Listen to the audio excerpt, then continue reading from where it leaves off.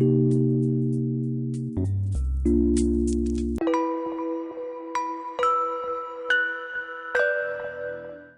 ഉണ്ടാക്കുന്നതിൻ്റെ താമസമല്ലായിരുന്നു വാസ്തവത്തിൽ.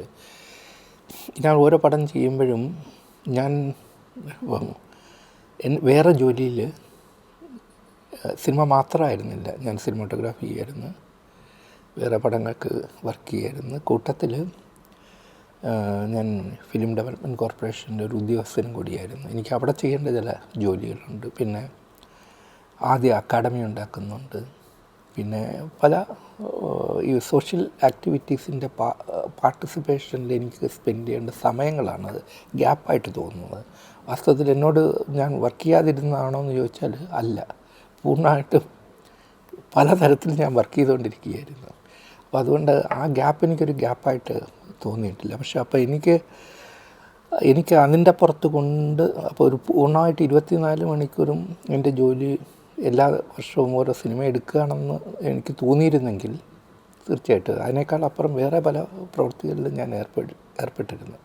Film development കോർപ്പറേഷൻ്റെ ആണെങ്കിൽ കേരളത്തിൽ ആദ്യമായിട്ട് വരുന്ന ഒരു സ്റ്റുഡിയോ, അത് പബ്ലിക്കിൻ്റെയൊക്കെ ഫങ്ഷണലായിട്ട് അതെല്ലായിടത്തും എത്തിക്കുക എന്നുള്ളതൊരു മാനേജറിൻ്റെ സ്ഥാനത്തിരുന്നുകൊണ്ട് ചെയ്യുക എന്ന് പറഞ്ഞാൽ അത്ര എളുപ്പമുള്ള കാര്യമല്ല.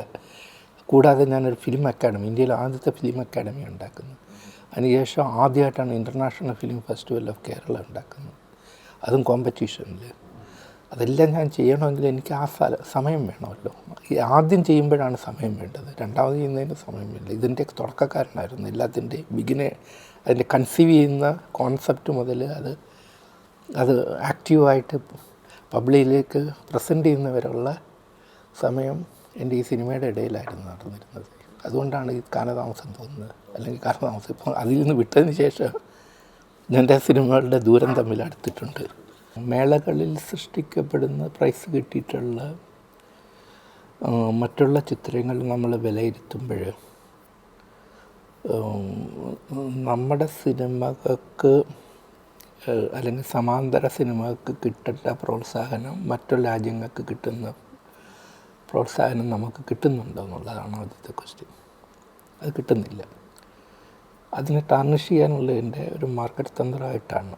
പക്ഷേ അവിടുത്തെ സിനിമകൾ നമ്മളെക്കാൾ മോശമാണെങ്കിലും അപ്രീഷിയേറ്റ് ചെയ്യാനുള്ളൊരു മൈൻഡ് ഉണ്ടാവുകയും നമ്മുടെ സിനിമകൾക്ക് ആ സ്ഥാനങ്ങൾ, കൊറിയൻ സിനിമയായാലും ജാപ്പനീസ് സിനിമയാണെങ്കിലും അവിടെ നടക്കുന്ന എക്സ്പെരിമെൻറ്റിന് നമ്മൾക്ക് വാതോരാതെ നമ്മൾ വർത്തമാനം പറയും. അതെന്തുകൊണ്ട് നമ്മളതിനെ പ്രകീർത്തിക്കുന്നു എന്ന് ചോദിച്ചാൽ, നമ്മുടെ മനസ്സ് ഈ സമാന്തര സിനിമകൾ നമ്മുടെ ക്രിയേറ്റിവിറ്റി വെച്ചിട്ട് നമ്മൾ പുറത്തു പോയി എത്താത്തതിൻ്റെ ആലോചിക്കുകയാണെങ്കിൽ പലപ്പോഴും എനിക്ക് തോന്നുന്നു, ഞാൻ 88 പിറവിയായിട്ട് പുറത്തു പോകുന്നത്. അന്ന് എൻ്റെ കൂടെ ഒപ്പം നിന്നത് അക്കി കിരോസ്റ്റോമിയ, അവരൊക്കെ തന്നെയായിരുന്നു. ക്രിസ്ലോസ്കി ഉണ്ടായിരുന്നു.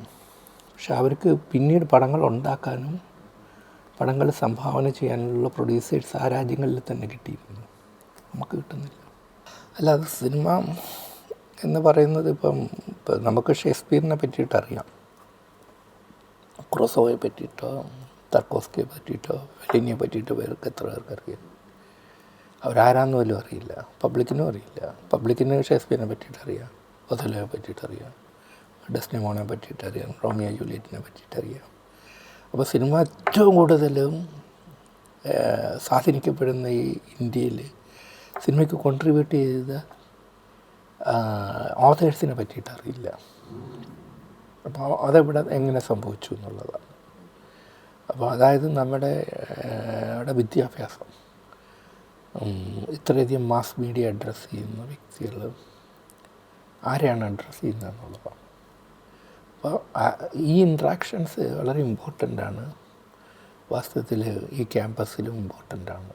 ക്യാമ്പസിൽ നമുക്ക് പലപ്പോഴും അതെ സ്റ്റുഡൻസിൻ്റെ ഇടയിലുള്ള 10-16 വയസ്സ് മുതലൊരു ഇൻ്റലിജൻസിൻ്റെ ഒരു സ്പാർട്ട് ഇങ്ങനെ നടന്നുകൊണ്ടിരിക്കുമ്പം ഈ ഭാഗങ്ങളൊന്നും ഡിസ്കസ് ചെയ്യപ്പെടുന്നില്ല. അവർ ഡിസ്കസ് ചെയ്യപ്പെടുന്ന ഷാരൂഖ് ഖാനും അതല്ലെങ്കിൽ മറ്റുള്ള സ്ഥലത്തിലേക്കുള്ള ലേയേഴ്സിലേക്കുള്ള വളരെ പെട്ടെന്ന് സംസാരിച്ച് ഒരുപക്ഷെ ആ സമയം നഷ്ടപ്പെടുത്താൻ മാത്രം ഉപകരിക്കുന്ന ഒരു സന്ദർഭമായിട്ട് മാക്കുമ്പോൾ ഇൻ്റലിജൻസിൻ്റെ ഇൻഫർമേഷൻസ് നമ്മൾ കംപ്ലീറ്റായിട്ട് ഡാർക്കായിട്ടുള്ളൊരു മൊമെൻറ്റിലാണ് നമ്മൾ മുമ്പോട്ട് പോയിക്കൊണ്ട് അതുകൊണ്ടാണ് നമ്മൾ ഈ കവികളെയും പ്രണയവും സ്നേഹവും കവിതകളും സിനിമകളും നാടകങ്ങളും ഈ അന്വേഷണങ്ങളൊക്കെ, അതായത് ഇതെല്ലാം വളരെ ഡയറക്റ്റായിട്ട് നമ്മൾ ഹിറ്റ് ചെയ്യുന്ന സ്ഥലം കൾച്ചറാണ്. കൾച്ചർ പുറമേ നിന്ന് വാങ്ങിക്കാനും പൈസ കൊടുത്ത് വാങ്ങിക്കാനും നമ്മുടേതായിട്ടുള്ളൊരു കൾച്ചർ നമുക്ക് ഇതാണെന്ന് പറഞ്ഞ് അഭിമാനിക്കാനുമുള്ള ഒരു സന്ദർഭം കഴിഞ്ഞ 30 വർഷത്തിൻ്റെ ഇടയിൽ ഏതായിരിക്കും നമുക്ക് ബഹുമാനിക്കാൻ പറ്റുന്ന, ഇത് നമ്മുടേതാണെന്ന് സ്വന്തമാണെന്ന് പറഞ്ഞ് നടക്കാവുന്ന ഈ ഭാഗങ്ങളിൽ ആരൊക്കെ കോൺട്രിബ്യൂട്ട് ചെയ്തിട്ടുണ്ട്? അത് യങ്സ്റ്റേഴ്സ് മനസ്സിലാക്കേണ്ട പ്രാഥമികമായിട്ടുള്ള ഒരു സിറ്റുവേഷനാണ്. ആ സിറ്റുവേഷൻ അഡ്രസ്സ് ചെയ്യുന്നുണ്ടോ എന്നുള്ളതാണ് എൻ്റെ ക്വസ്റ്റ്യൻ. അവിടെ നമുക്ക് ഫിയറുണ്ട്. അവലാതി അപ്പുറം അങ്ങനെയുള്ളൊരു ജനതയാണോ ഞങ്ങൾ സൃഷ്ടിച്ചെടുത്തത് എന്നുള്ള കുറ്റബോധവുമുണ്ട്. അതാണ് ഇവിടെ സംഭവിച്ചത്.